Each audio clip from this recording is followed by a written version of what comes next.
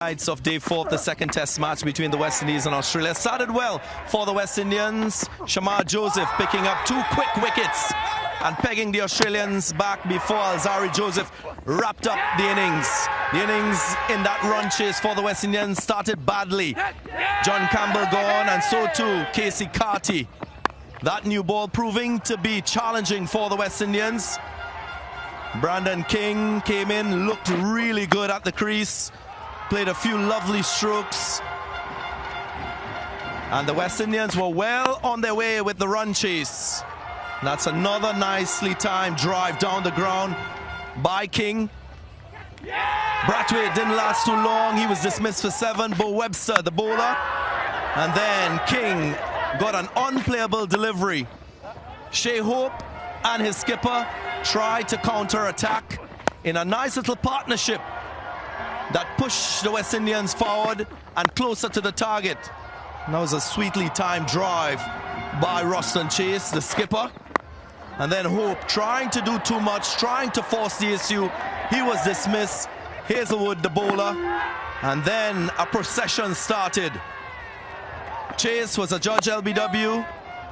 Alzarri Joseph tried to go big. He was successful on a couple of occasions.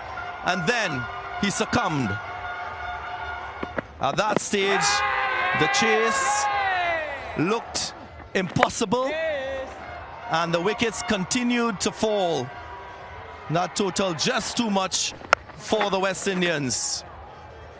Nathan Lyon doing the damage to finish things off, and again lead the Australians to a series victory and a win by 133 runs.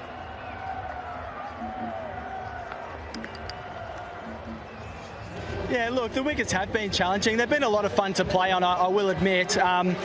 You know, Test cricket, it can be tough. It can be a 5-day grind, or it might be a 3-day grind as well. And I think, you know, having a method, having the ability to adapt in game. I thought in Barbados we were probably behind a little bit in the first innings, and then for the boys to come out and adapt their game on that wicket.